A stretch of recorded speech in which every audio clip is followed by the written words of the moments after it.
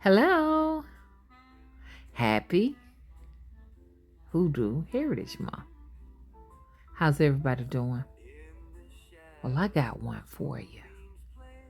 Today, I want to talk about Charlie Smith. I bet y'all never heard of him. He was the oldest man in U.S. history who told America that the moon was a lie. In American history, some figures are celebrated for their grand achievements, while others captivate us with the sheer scale of their lived experience.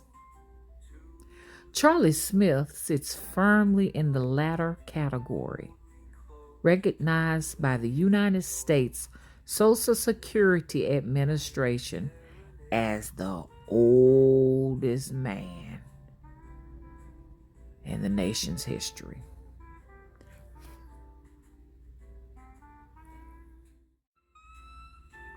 His life was a bridge from the brutality of slavery to the space age, but it was a single bold statement on live television that cemented his place in folklore, a moment of defiance that came with a controversial price.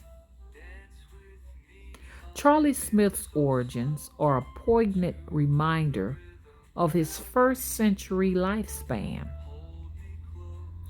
He was born circa 1842 on a plantation in Liberty County, Georgia. In various interviews, he recounted that he was owned by the Greer family. His early life was marked by profound loss and displacement.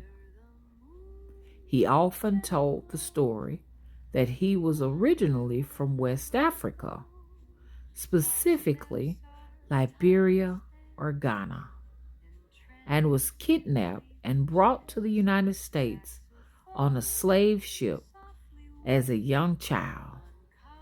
This personal history, while difficult to verify with official documents, aligns with the traumatic experiences of many who endured the Middle Passage. His parents' names are lost to history, a common and tragic reality for children born into slavery. Charlie was raised in the crucible of the antebellum South. A child owned his property before the Emancipation Proclamation changed the course of his life. After gaining his freedom, Charlie Smith lived the life of a working man.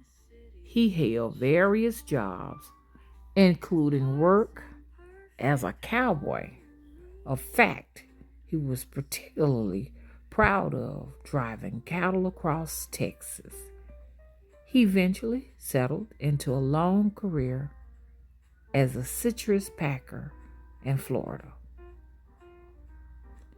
He found companionship and built a family.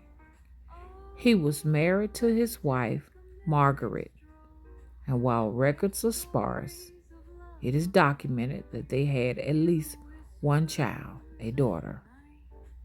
His life in Bartow, Florida, was one of quiet humility, a far cry from the national spotlight that it would eventually find him. As the years passed, Charlie Smith's remarkable age began to draw attention. By the 1960s and 1970s, he was a local celebrity. His achievements were not medals or trophies, but the very act of survival and the vivid memories he held of a world long past.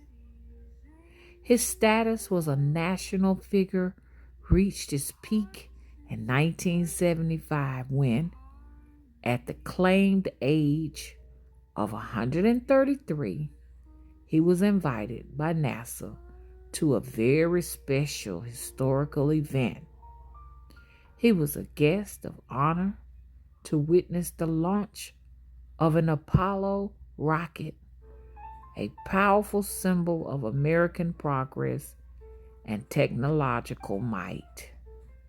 Here was a man born before the telephone, watching a spacecraft destined for the moon.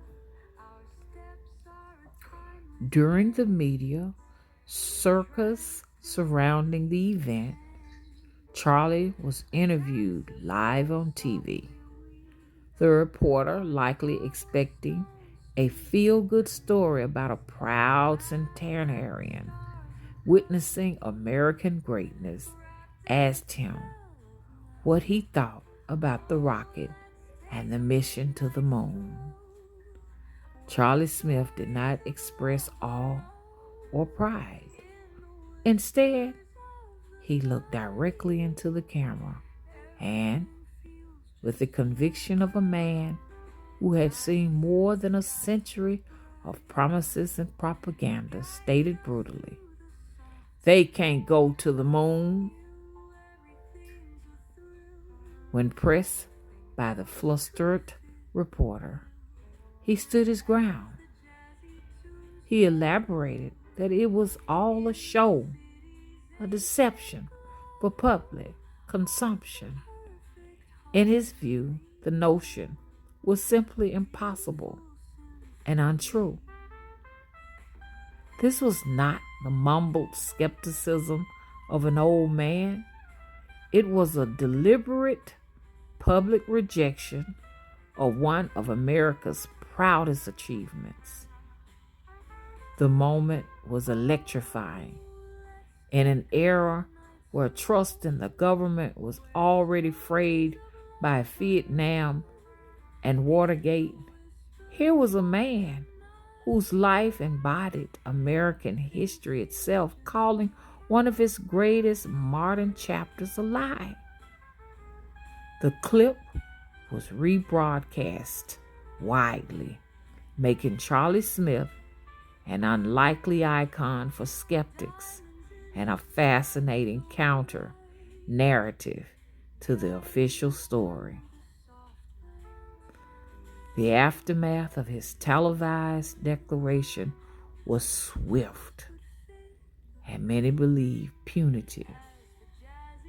Shortly after the interview, the United States government abruptly cut off his Social Security checks. The official reason was a bureaucratic one. A birth certificate for a Charlie Smith had been found in Dallas, indicating a birth year of 1876, which have made him far younger than he claimed. However, Smith and his supporters maintained that this was a case of mistaken identity, a common issue for African Americans born during slavery when official records were non-existent or deliberately inaccurate. They argued this discovery was a convenient pretext for silencing a very prominent dissenting voice. Charlie Smith stood by his story until the very end. He died on January 5th, 1979, in a nursing home in Bartow, Florida. According to his claimed birth date, he was 130 years old. Even by the disputed 1876 birthday, he would have been over 100 years old. Charlie Smith's life is a fabric of incredible American epochs.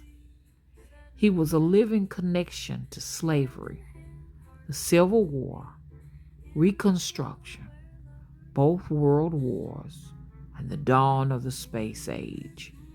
His story is a testament to resilience and longevity, but his legacy is also defined by that one bold moment of defiance.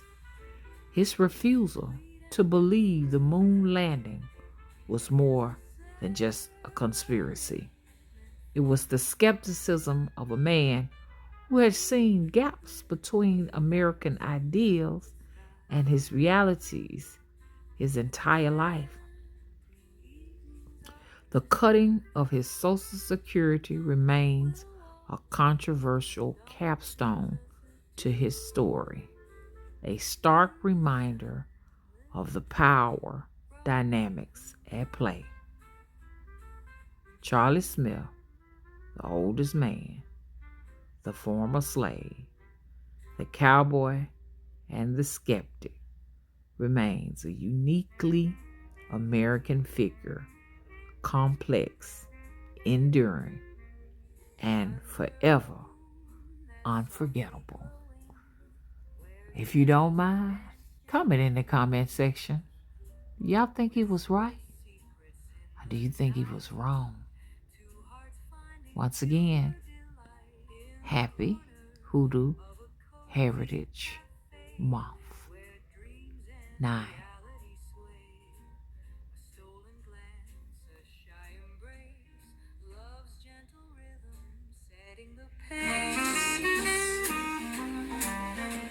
In this moonlight rendezvous where the stars all seem brand new, every note, sweet and true, is a serenade meant for you. Misty nights and velvet skies, intruding evenings are disguised.